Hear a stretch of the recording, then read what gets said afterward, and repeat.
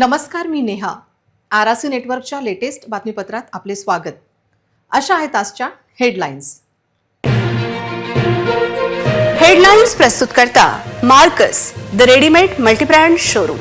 सर्वोत्तम quality, fresh stock, latest designs, reasonable rate. LRT college road, Raghuvanshi मंगल कार्यालय के बाजू में, अकोला. प्रजासत्ताक दिनाचा मुख्य सोहळा शास्त्री स्टेडियमवर. पालकमंत्री आकाश फुंडकर यांच्या हस्ते होणार ध्वजारोहण. महापालिकेतील सत्तेसाठी भाजप आणि शिवसेनेत रस्सीखेच. सोमवारी दाखल होतील महापौर, उपमहापौर पदाचे उमेदवारी अर्ज.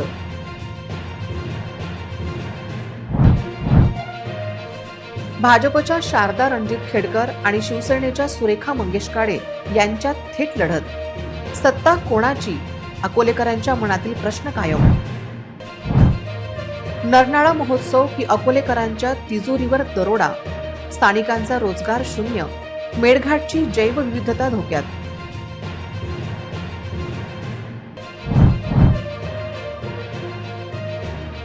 रेल्वे पोलिसांची धाडसी कारवाई, जीव धोक्यात घालून वाचविले प्रवाशाचे प्राण.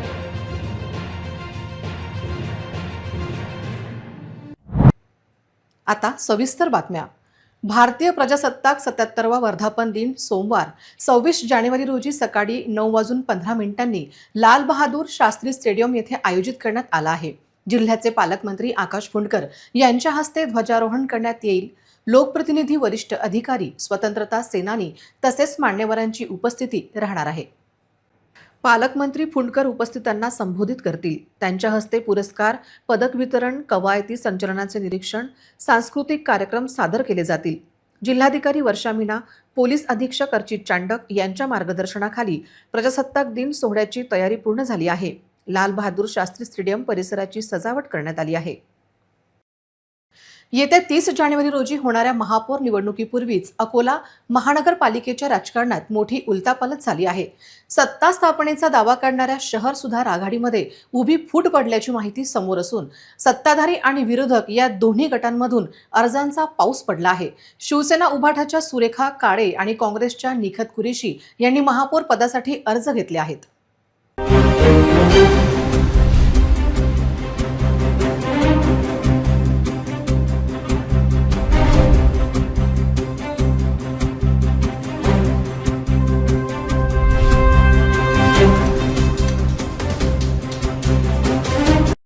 भाजपच्या नेतृत्वाखालील शहर सुधार आघाडीमध्ये सर्व काही ऑलबेल नसल्याचे आज स्पष्ट झाले. महापौर पदासाठी आघाडीच्या वतीने अधिकृत उमेदवाराऐवजी चक्क 4 नगरसेविकांनी अर्ज विकत घेतले आहे. यामध्ये खालील नावांचा समावेश आहे. भाजपच्या शारदा रणजित खेडकर यांचे नाव महापौर पदासाठी अग्रेसर आहे. भाजपच्या कल्पना गोटफोडे, योगिता पावसाळे, वैशाली विलास शेळके या चौघींनी महापौर पदासाठी अर्ज घेतल्याची माहिती प्राप्त झाली आहे. उपमहापौर पदासाठीही भाजपमध्ये चुरस आहे. केवळ महापौरच नव्हे तर उपमहापौर पदासाठीही भाजपकडून 4 दिग्गज नेत्यांनी अर्ज घेण्याची तयारी दर्शवली आहे. यामध्ये धनंजय धबाले, नितीन ताकवाले, अमोल घोगे आणि अमोल मोहकार यांच्या नावाचा समावेश आहे.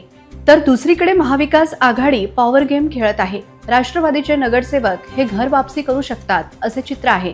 शहर सुधार आघाडीसोबत गेलेले राष्ट्रवादीचे नगरसेवक पुन्हा महाविकास आघाडीकडे वळल्याची माहिती समोर आली आहे. यामुळे भाजपच्या गोटात चिंतेचे वातावरण पसरले असून 30 जानेवारीच्या मतदानावेळी मोठा दगाफटका होण्याची शक्यता वर्तवली जात आहे. शिवसेना उभाठाकडूनही महापौर व उपमहापौर पदासाठी अर्ज विकत घेतले गेले आहे.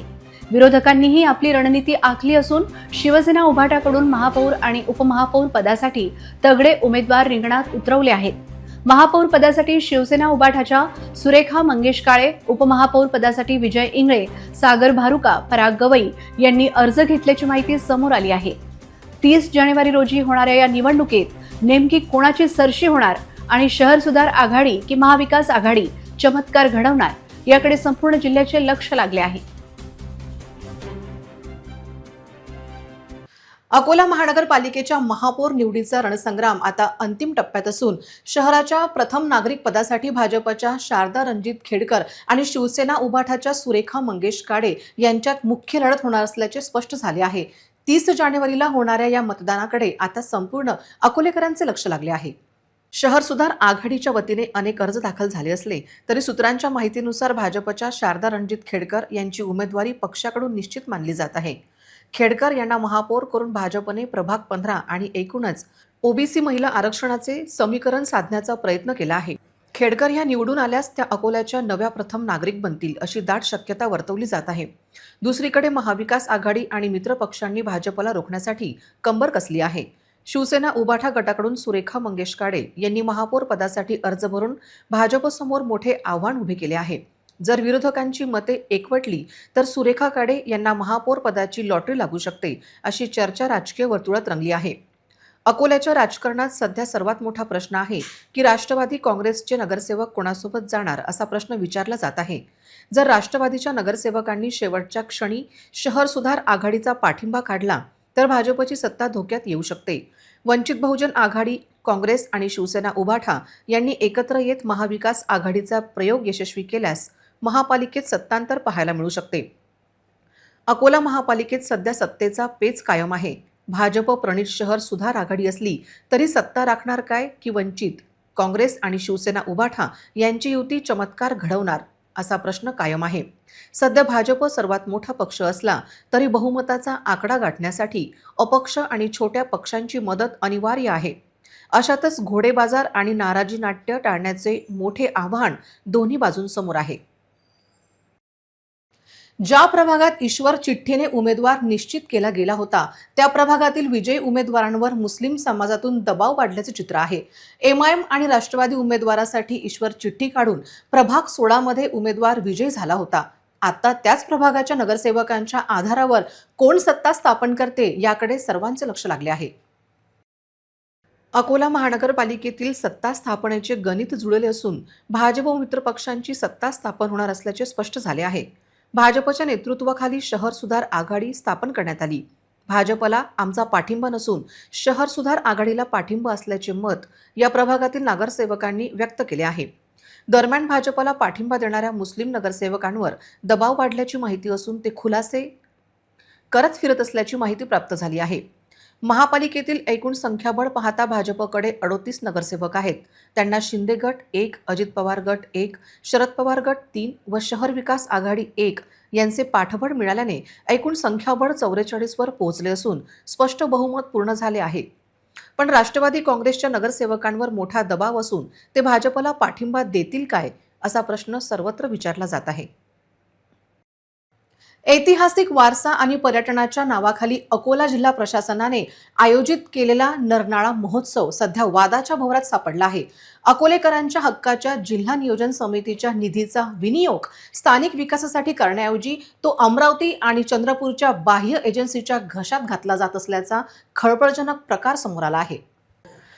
नरनाळा महोत्सवाचा ढाचा पाहता तो पर्यटनापेक्षा सेलिब्रिटी इव्हेंट अधिक वाटत आहे. चला हवा येऊ द्या यासारख्या प्रसिद्ध टीम आणि नामवंत गायकांसाठी कोट्यवधी रुपये खर्च केले जात आहे. हा पैसा अकोल्यातील स्थानिक कलाकारांना प्रोत्साहन देण्यासाठी खर्च करता आला असता तर स्थानिक विकास कामांच्या पायाभूत सुविधांसाठी वापरण्याऐवजी 2 तासांच्या मनोरंजनावर उडवणे कितपत न्याय आहे अशी ही विचारणा होत आहे. महोत्सवाच्या नियोजनात स्थानिक कलाकार, पर्यावरणप्रेमी आणि गाईड्सना साधे निमंत्रणही नाही. अकोल्याच्या कलेला व्यासपीठ देण्याऐवजी बाहेरच्यांना रेड कार्पेट कशासाठी अशी जळीत टीका आता होत आहे. नरनाळा हा मेळघाट व्याघ्र प्रकल्पाचा संवेदनशील भाग आहे. रात्रीच्या वेळी होणारा गोंगाट, प्रखर प्रकाश झोत आणि वाढती गर्दी यामुळे वन्यजीवांच्या अधिवासात मानवी हस्तक्षेप वाढणार आहे. एकीकडे वन्यजीव संरक्षणाचे गोडवे गायचे आणि दुसरीकडे त्याच परिसरात दंगामस्तीचे कार्यक्रम आयोजित करायचे हा प्रशासनाचा दुटप्पीपणा नाही का? यातून जैवविविधतेचे संरक्षण होणार की ऱ्हास असा प्रश्न विचारला जात आहे. पर्यटन वाढीसाठी कायमस्वरूपी सोयी सुविधा निर्माण करणे आवश्यक असते. मात्र इथे केवळ इव्हेंट करून पैसे संपवण्याचा घाट घातला गेला आहे. यातून स्थानिकांना कोणताही शाश्वत रोजगार मिळालेला नाही.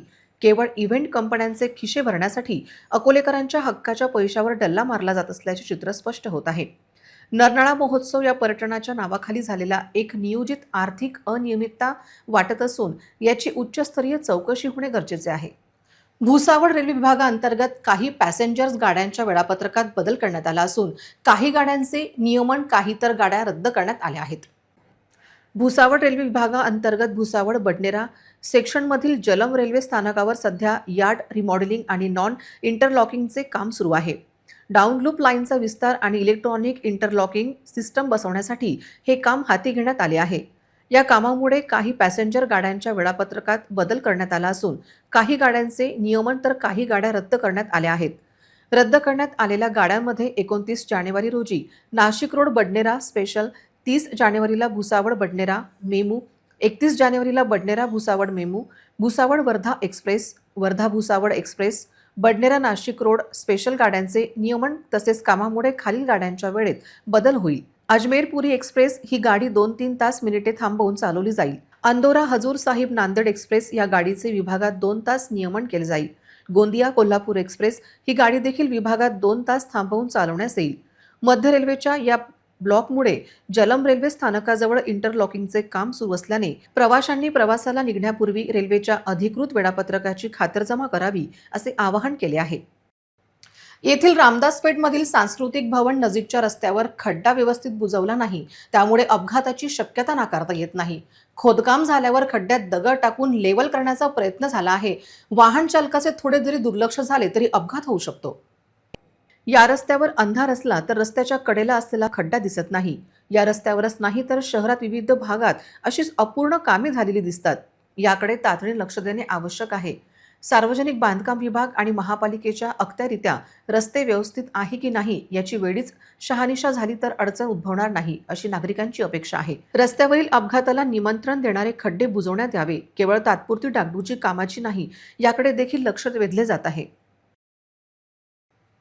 नागपूरहून छत्रपती संभाजीनगरला जाणाऱ्या बसमध्ये एक धक्कादायक प्रवासी अमरावतीतून बसला होता. त्याने स्वतःला दिव्यांग असल्याचे सांगून कंडक्टरला एक बनावट प्रमाणपत्र दाखवले आणि सवलतीचे तिकीटही मिळवले. मात्र कंडक्टरला त्याच्यावर संशय आल्याने त्यांनी प्रमाणपत्राची बारकाईने तपासणी केली असता ते प्रमाणपत्र बनावट असल्याचे उघड झाले. अकोला बस स्थानकावर पोहोचल्यावर कंडक्टरने त्या प्रवाशाला खाली उतरण्यास सांगितले. मात्र त्या प्रवाशाने उलट कंडक्टरचीच वाद घालण्यास सुरुवात केली. कंडक्टरने तातडीने बस स्थानकावरील पोलीस चौकशीत जाऊन तक्रार दिली. या दरम्यान तो प्रवासी त्या बसमधून उतरून दुसऱ्या बसमध्ये जाऊन बसला होता. पोलिसांनी शिताफीने शोध घेऊन त्या बनावट दिव्यांग प्रवाशाला शोधून काढले आणि ताब्यात घेतले. पोलीस या प्रकरणी तपास करत आहेत. कंडक्टरला त्याच्यावर संशय आल्याने त्यांनी प्रमाणपत्राची बारकाईने तपासणी केली असता ते प्रमाणपत्र बनावट असल्याचे उघड झाले. नगर गाडी, या गाडीमध्ये एस.टी. कंडक्टर आहे. पोलीस चौकीमध्ये येऊन त्यांनी सांगितले की आमच्या गाडीमध्ये एक हँडिकॅप म्हणून डुप्लिकेट कार्ड गेलेलं आहे. ते त्याची हे केल्यानंतर ते कंडक्टर आमच्याकडे आल्यानंतर तो मागा आहे म्हणून एस.टीमध्ये सांगितले, परंतु त्यांनी मागच्या साईडला गोळी मारून फरार झाला होता. नंतर आम्ही त्यांना शोध घेतला असता तो पुन्हा या गाडीमध्ये बसलेला परत दिसला. आम्ही त्यांना चौकीमध्ये आणलं आहे आणि त्यांची चौकशी केला असता त्यांचे ते डुप्लिकेट कार्ड आहे हे निष्पन्न झालेलं आहे. सध्या आमची चौकशी चालू आहे. कवयित्री वंदना सतीश तिडके यांचा स्पंदन काव्यसंग्रहाचे प्रकाशन डॉक्टर श्रीकांत तिडके यांच्या प्रमुख उपस्थितीत आणि कवी उद्धव गावंडे यांच्या हस्ते रविवारी दुपारी झाले. सांस्कृतिक क्षेत्रातील मान्यवरांची उपस्थिती होती. वंदना तिडके यांनी काव्यसंग्रहातील मर्म उलगडून दाखवले. निर्मिती प्रक्रियेवर देखील त्यांनी भाष्य केले. स्पंदन काव्य संग्रह प्रकाशनाच्या अध्यक्षस्थानी श्री गाडगे महाराज महाविद्यालय मूर्तिजापूरचे माजी प्राचार्य साहित्यिक डॉक्टर श्रीकांत तिडके होते. ज्येष्ठ कवी तथा ग्रामीण बँकेचे माजी व्यवस्थापक उद्धव गावंडे यांच्या हस्ते प्रकाशन झाले. प्रमुख अतिथी कवी सुरेश पाचकवडे, महाजेनकोचे सेवानिवृत्त कार्यकारी अभियंता हेमंत बेंडे नागपूर, कादंबरीकार पुष्पराज गावंडे होते. संचालन प्राध्यापक महादेव लुले देवबाबू यांनी केले. सतीश शंकरराव तिडके, सौ वंदना सतीश तिडके, अनुराग सतीश तिडके, सौ ऋतुजा अनुराग तिडके, प्रणव हेमंत बेंडे, सौ अनुराधा प्रणव बेंडे, सागर लोडम यांचा देखण्या आयोजनात सहभाग होता. कवयित्री वंदना तिडके म्हणाल्या की बदलती सामाजिक परिस्थिती, शेतकरी आत्महत्या, स्त्रियांवरील अत्याचार या विषयांना प्राधान्य दिले आहे. सर्व साहित्यिक विशिष्ट जाणीवेतून साहित्य लेखन करत असतात. स्पंदन काव्य संग्रहातून वैविध्य जपण्याचा प्रयत्न केला आहे. अशातच अविभव्य व्यक्तीसाठी मुक्त छंदाला महत्त्व दिले. स्त्रीवादी महत्त्वाची भूमिका स्पंदन स्पर्धकात राहिल्याचे वंदना तिडके यांनी सांगितले. आजची बदलणारी सामाजिक परिस्थिती, होत असलेल्या शेतकऱ्यांच्या आत्महत्या, स्त्रियांवरचे अत्याचार या सर्वांविषयी या काव्यसंग्रहामधून मी माझी भूमिका स्पष्ट केलेली आहे. आणि मला असं वाटतं की सर्वच साहित्यिक जे आहे हे आपल्या साहित्यामधून सामाजिक प्रबोधन करतच असतात आणि याच जाणीवेतून मी देखील माझं काव्यलेखन केलेलं आहे. आणि स्पंदन हा जो काव्यसंग्रह आहे याच्यामध्ये काव्य विषयामध्ये वैविध्य जपण्याचा मी प्रयत्न केलेला आहे. त्याचबरोबर आशयाच्या अभिव्यक्तीसाठी मुक्त छंदाला प्राधान्य दिलेलं आहे. आणि स्त्रीवाद ही माझी महत्वाची भूमिका राहिलेली आहे की स्त्रियांच्या सशक्तीकरणावर आज आपण भर द्यायला पाहिजे, स्त्री सक्षमीकरणावर आज आपण भर द्यायला पाहिजे. आणि सगळ्यात महत्वाचं म्हणजे जे भारत जो आपला कृषीप्रधान देश आहे, या कृषीप्रधान देशामध्ये शेतकरी बांधवांच्या आत्महत्या तर ही गोष्ट खेदाची आहे असं मला वाटतं. निसर्गाचा जो ऱ्हास होतोय तो निसर्गाचा ऱ्हास थांबवणं कुठेतरी आपल्याला गरजेचं आहे. यासाठी सर्व स्तरातून प्रयत्न व्हायला पाहिजे. आणि ह्या सगळ्या बाबींचं विश्लेषण मी या कविता संग्रहातून करण्याचा प्रयत्न केलेला आहे. रसिक लोक या संग्रहाचं स्वागत करतील अशी मला आशा आहे. काव्य संग्रहाविषयी बोलताना डॉक्टर श्रीकांत तिडके म्हणाले, वंदना तिडके यांचा पहिला काव्य संग्रह सुसंस्कृतपणा आणि सामाजिक जाणीव असलेला आहे. करोनापासून स्त्रियांच्या प्रश्नांना त्यांनी वाचा फोडली आहे. ही कविता विद्रोही नाही तर स्त्री मनाने भोवतीच्या संवेदना कवयित्रीने टिपल्या आहेत. शांत संयमी अशी कविता आहे. मनातील स्त्रीवादावर त्यांनी भाष्य केले आहे. स्त्रीवादावर वंदना तिडके यांची PhD केली असती तर त्यांना अधिक प्रभावीपणे व्यक्त होता आले असते असे मला वाटते आहे, असे डॉक्टर श्रीकांत तिडके म्हणाले. काव्यसंग्रहांचे त्यांनी स्वागत केले.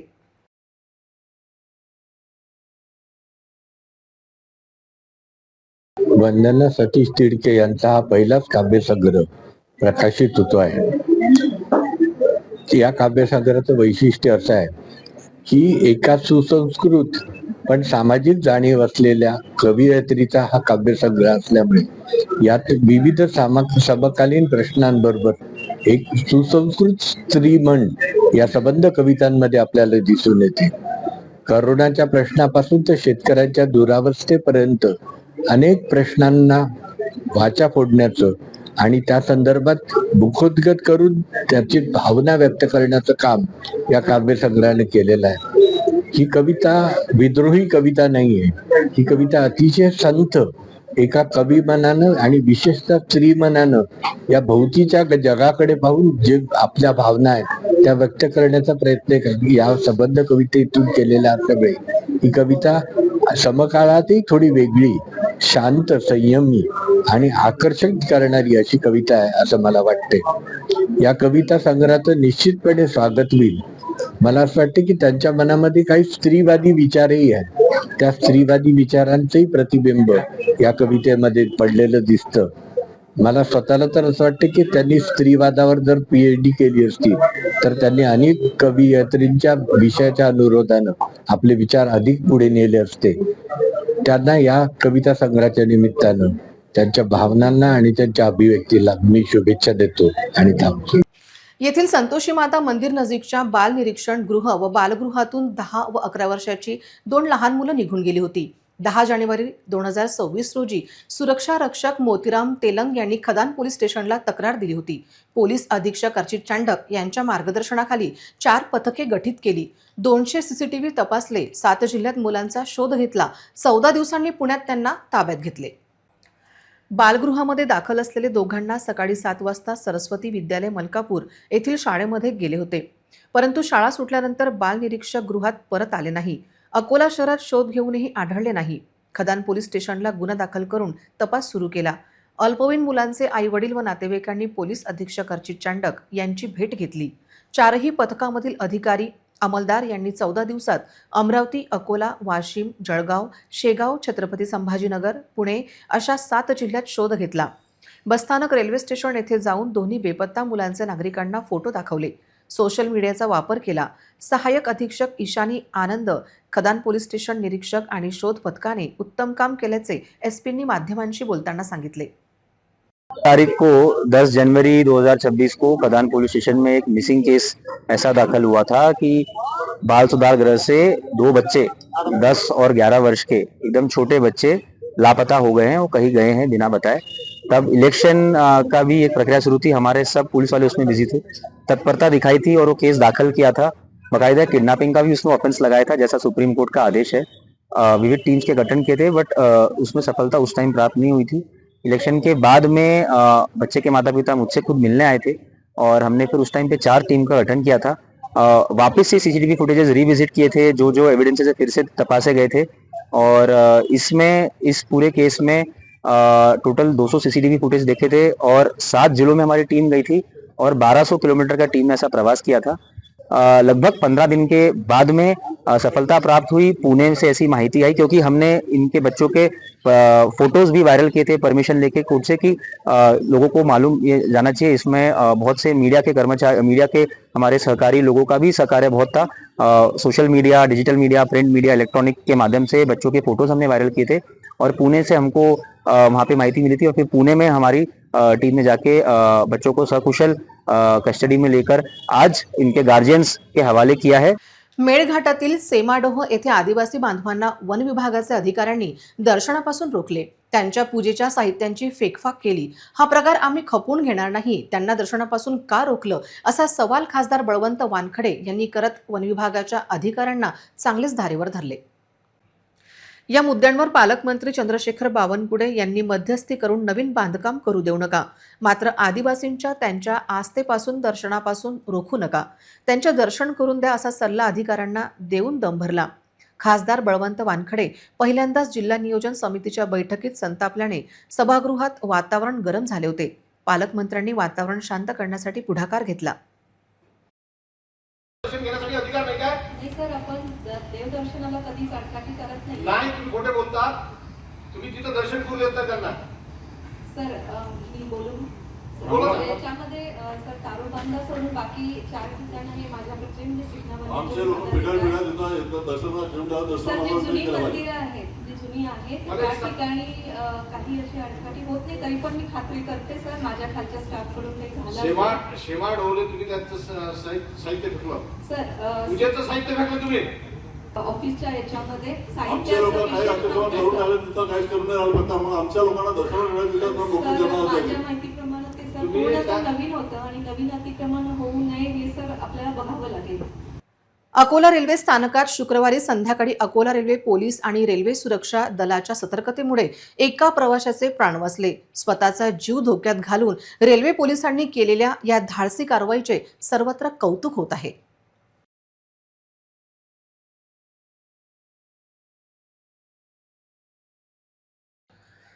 शुक्रवारी संध्याकाळी अकोला रेल्वे स्थानकावरील फुटओव्हर ब्रिजवर प्लॅटफॉर्म पेट्रोलिंग सुरू असताना एक प्रवासी सुरक्षा जाळीच्या बाहेर पुलावर उभा राहून आत्महत्येचा प्रयत्न करत असल्याची माहिती रेल्वे पोलिसांना मिळाली. माहिती मिळताच रेल्वे पोलीस आणि आरपीएफचे अधिकारी व कर्मचारी तातडीने घटनास्थळी दाखल झाले. हा पूल जमिनीपासून सुमारे 35 फूट उंच असून पुलाच्या दोन्ही बाजूंना 8 फूट उंच लोखंडी जाळी बसवण्यात आली आहे. पुलाला लागूनच हाय व्होल्टेज ओव्हरहेड इलेक्ट्रिक तारा असल्याने परिस्थिती अत्यंत धोकादायक बनली होती. आत्महत्येचा प्रयत्न करणाऱ्या प्रवाशाचे नाव विजय मारुती भालेराव असून तो निजामाबाद येथील अरुंधती नगरचा रहिवासी आहे. कौटुंबिक कलहामुळे त्याने आत्महत्येच्या उद्देशाने अकोला रेल्वे स्थानक गाठले होते. पोलिसांनी त्याला वारंवार समजवण्याचा प्रयत्न केला, पण तो आपल्या जिद्दीवर ठाम होता आणि कोणत्याही क्षणी खाली उडी मारण्याच्या तयारीत होता. पोलिसांनी त्याला बोलण्यात गुंतवून ठेवले. रेल्वे प्रशासनाच्या मदतीने ओव्हरहेड इलेक्ट्रिकचा वीज पुरवठा त्वरित बंद करण्यात आला. रेल्वे पोलीस, आरपीएफ जवान आणि स्थानिक विक्रेत्यांच्या एकत्रित प्रयत्नातून या प्रवाशाला रेल्वे पुलावरून सुखरूप खाली उतरवण्यात आले. ही यशस्वी कारवाई अकोला रेल्वे पोलीस स्टेशनच्या प्रभारी सहाय्यक पोलीस निरीक्षक अर्चना गाडवे आणि आरपीएफ निरीक्षक लक्ष्मण यादव यांच्या नेतृत्वाखाली रेल्वे पोलिसांनी केली.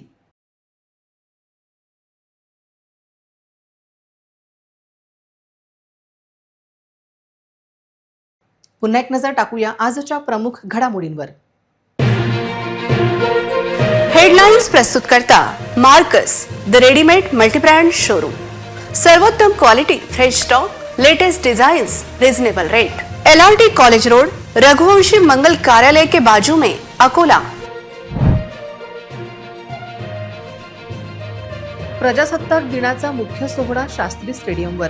पालकमंत्री आकाश फुलकर यांच्या हस्ते होणार ध्वजारोहण। महापालिकेतील सत्तेसाठी भाजप आणि शिवसेनेत रस्सीखेच। सोमवारी दाखल होतील महापौर, उपमहापौर पदाचे उमेदवारी अर्ज।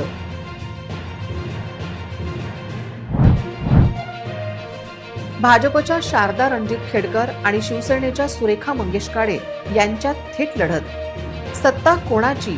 अकोलेकरांच्या मनातील प्रश्न कायम। नरनाळा महोत्सव की अकोलेकरांच्या तिजोरीवर दरोडा? स्थानिकांचा रोजगार शून्य, मेळघाटची जैवविविधता धोक्यात।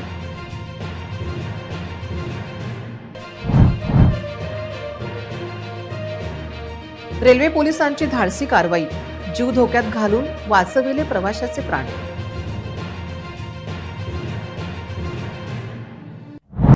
बातम्यांसाठी तुम्ही पाहत रहा RRC news. 2,45,000 दर्शकांनी RRC digital Akola हे यूट्यूब चॅनल सबस्क्राईब केले आहे, तेव्हा तुम्ही कसली वाट पाहत आहात?